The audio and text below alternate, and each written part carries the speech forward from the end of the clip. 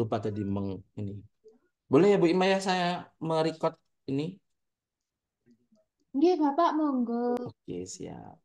Tapi ini kok perlahan ada yang keluar, tinggal 19 peserta. Dikurangi 3 berarti tinggal 16 peserta ini yang hadir. Pak Rudi mungkin bisa diingatkan, J. Oke, lanjut ya. Tadi kita ngomongin, sekarang Pak kita Rudi, ngomongin, mau minggu Pak Rudi, Pak Rudi mungkin bisa diingatkan, J. oke. Jadi kita sekarang ngomongin terkait dengan metode ilmiah. Jadi Maaf, di Pak, jaringan saya kurang stabil karena hujan siapa sama ini? Oh, gluduk, Bu Pak. Ima sama Gluduk. kelompok. Wah, lucu sekali ya. Oh, di Malang lagi hujan ya, Bu ya? Di Nggih, Malang. Bapak. Gluduk. Oh, Masya Allah. Ngapunten nggih, Pak, nggih. Oke, Saya siap, lupa siap. matikan mic. Siap, siap, siap. Iya, soalnya di Surabaya udah tadi pagi hujannya. Sekarang udah nggak hujan. Oke, sekarang kita ngomongin terkait dengan metode ilmiah. Kalau ngomongin metode tadi ya, statistika tadi melihat dari data, kesimpulan. Nah, sekarang kita bagaimana membuat metode ilmiah dalam penyusunan statistik. Nah, kalau metode ilmiah dalam statistika ini lebih merujuk pada pendekatan sistematis apa yang akan digunakan untuk merancang penelitian atau langkah-langkah apa yang digunakan untuk pengumpulan data, menganalisis data, dan menyimpulkan hasil dari data tersebut menjadi bukti yang empiris. Jadi ada data-data ketika teman-teman mencari data itu dokumentasinya harus tetap ada. Ada bukti empirisnya. Nah, pendekatan ini bertujuan untuk memastikan terkait dengan keobjektifan, eh, reliability, dan validitas dari data tersebut. Kadang kan ada tuh teman-teman ketika misalnya, ayo nyari data untuk dianalisa, tapi ngisinya ngawur-awur.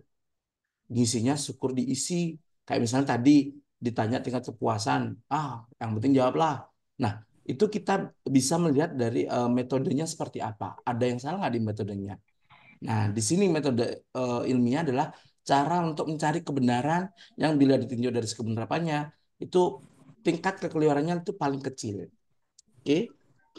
Nah, biasanya langkah-langkah dalam penyusunan metode ilmiah itu yang pertama adalah merumuskan masalahnya.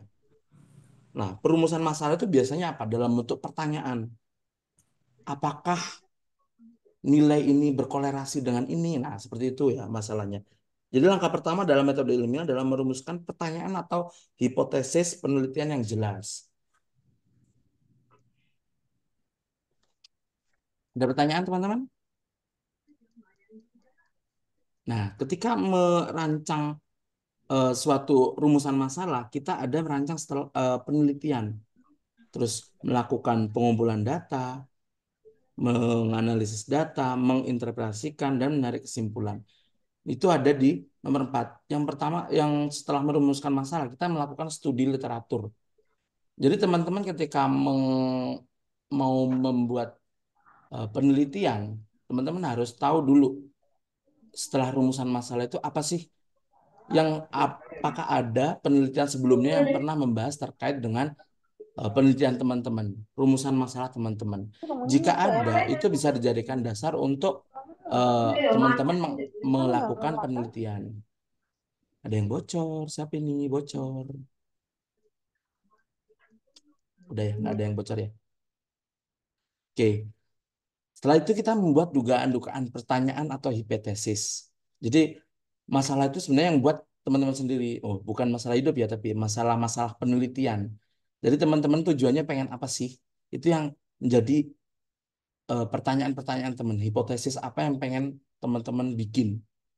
Selanjutnya di situ baru mengumpulkan dan mengolah data, menguji hipotesis atau menjawab pertanyaan. Nah, disinilah peran statistika itu dibutuhkan dalam pengumpulan data, mengolah data, menguji hipotesis dan sebagainya. Baru setelah itu kita ngomonginnya pengambilan kesimpulan. Ada nggak kira-kira eh, kemungkinan dari data itu salah? Kira-kira ada nggak kemungkinan-kemungkinan seperti itu? Iya. Ini cowoknya tadi yang ngomong baru Mas ini ya, Mas Irsan ya. Coba Mas Saverinus Budi Hartono. Susah kali aku ngomongnya. Panggilannya apa Mas Budi? Coba. Gimana Mas? Ada nggak kemungkinan ketika kita pengumpulan data atau mengolah data itu ternyata datanya itu nggak valid atau datanya itu palsu atau sebagainya? Ada nggak kemungkinan? Ada Pak. Kenapa kok bisa terjadi seperti itu ya Mas? Tapi senyum kan. Halo? Syukur kan. Masuk suaranya masuk, masuk. Sebentar ya Pak. Loh, mau kemana? Kok sebentar? Cari jawaban dulu. Oh, cari jawaban dulu. Mau searching dulu ya, searching dulu ya. Oh, ayo. Sepengetahuannya Masnya aja, sepengetahuan Mas Budi aja. Ketika sampean mencari data, ada nggak kemungkinan data itu ternyata dimanipulasi atau data itu asal-asalan kayak gitu? Ada nggak Mas? Kenapa kok bisa terjadi tadi itu data tidak valid, data asal-asalan? Kenapa kira-kira? Dikira-kira aja, nggak apa-apa, nggak dinilai sama Pak Rudi, aman aman.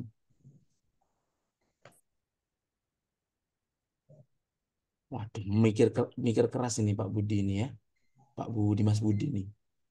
Mungkin dibantu Mbak Ratu Anding atau Mbak Oki Abriani Ratu Anding. Langsung ketawa dong. Gimana Mbak Oki? Boleh diulang Pak pertanyaannya? Ya aduh diulang terus nih. Jadi kan kita pada saat pengumpulan data, mengolah data itu ada kemungkinan data itu tidak valid. Kira-kira kenapa kok bisa tidak valid, bisa datanya itu eh, tidak valid itu kenapa kira-kira? Kalau menurut saya, ini mungkin datanya tidak valid itu mungkin karena ada beberapa kesalahan dalam pengambilan data gitu Pak. Nah, kesalahan pengambilan data bisa pada saat menginputkan data pun itu masih ada namanya kesalahan. Benar nggak? Ketika kita memasukkan data misalnya dari survei manual masukkan ke dalam Excel misalnya, itu bisa jadi kita salah input data. Benar ya? Makanya di sini kita ada ngomonginnya diuji hipotesisnya, kita uji datanya apakah dia valid atau tidak. Seperti itu. Kita bisa melihat nilai misalnya ketika ternyata rata-rata itu nilainya itu 1, 2, 3, 4, 5 misalnya. Ternyata pada saat itu ada outlier atau pencilan yang nilainya 10. Berarti kan di sini ada data yang bisa jadi itu emang outlier atau emang salah input data. Baru kita bisa mengevaluasi ini harus dilihat data aslinya seperti apa. Gitu ya Mbak ya. Oke, lanjut. Lanjut Lanjut ya nih. Pak. Oh lanjut, oke. Nah di sini kita ada ngomongin terkait dengan data. Yang pertama data kualitatif. Di sini udah dijelaskan sih ya. Coba nih saya balikin lagi. Seret. Kira-kira data kualitatif seperti apa? Ayo siapa yang mau ngomong nih? Mbak Sinta loh, nanti Mbak Sinta mau hilang. Mau dipanggil menghilang Mbak Sinta ini. Mbak Sinta Lia Ida menghilang. Mbak Intan kalau dia boleh. Mbak Claudia, Intan Claudia Saya Pak, boleh. Ayo Mbak. Kira-kira data kualitatif seperti apa Mbak? dat- Mana? data kuliah Oh ini Mbak data Veneranda ya. ya Pak, Oke. Data kualitatif kualitatif itu seperti apa Mbak? data data yang tidak dapat diproses dalam bentuk angka. Yang tidak bisa diproses dalam bentuk Angka. kalau kuantitatif. Kuantitatif, kalau kuantitatif Mbak Veneranda atau yang lainnya, Mbak Luciana, Kita diskusi aja ya, banyak-banyakin ngobrol aja ya, biar lebih ini. Data kuantitatif itu dapat data yang dapat diukur, misalnya berat badan, tinggi gitu. Kalau kualitatif bisa diukur nggak ya? Bisa nggak Mbak? Kalau kualitatif diukur gitu. Enggak, Pak. Tapi data itu kan bisa di ini kan di scaling gitu kan. Jadi bisa memberikan informasi juga kan. Betul nggak? Ya atau tidak. Seperti tadi yang tidak puas, sangat tidak puas. Itu ya. Kayak bakal dibahas terus nih yang sangat tidak puas tadi ya. Oke teman-teman. Jadi kalau data kualitatif, data yang dinyatakan dalam bentuk bukan angka. Jenis pekerjaan, status marital, tingkat kepuasan kerja, tingkat kepuasan belajar, terus apalagi kesesuaian, ketidaksesuaian, itu adalah data kualitatif. Jadi kalau data kualitatif itu adalah data yang berupa deskripsi naratif. Jadi isinya itu adalah non-numerik dari suatu fenomena. Nah, data ini biasanya menggambarkan karakteristik, kualitas, terus apa lagi? Sifat-sifat subjektif, seperti itu ya. Dan tidak dapat diukur secara kuantitatif. Biasanya kalau kayak gini tuh lebih banyak ke kayak misalnya tingkat kepuasan pelanggan, tingkat kepuasan pegawai, tingkat kepuasan mahasiswa. Itu yang sering dilakukan oleh perusahaan-perusahaan. Itu bisa biasanya banyak menggunakan data kualitatif. Nah, kalau ciri-cirinya data kualitatif itu apa? Seperti apa biasanya? Tadi jelas nanti eh, bukan angka ya, non non apa? Numerik.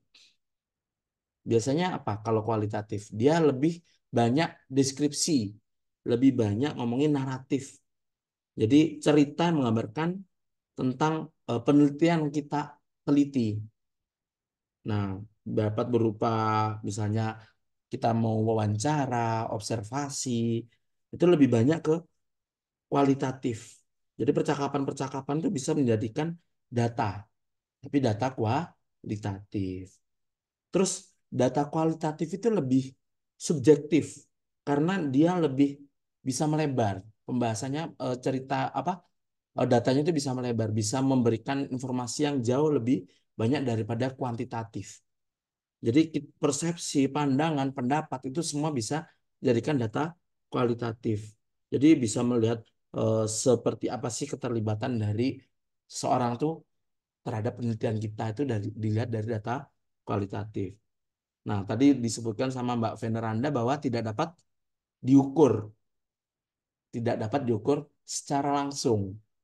Tapi data kualitatif itu bisa memberikan informasi deskriptif yang memberikan wawasan tentang konteks, kompleksitas, dan variasi yang ada di dalam penelitian kita.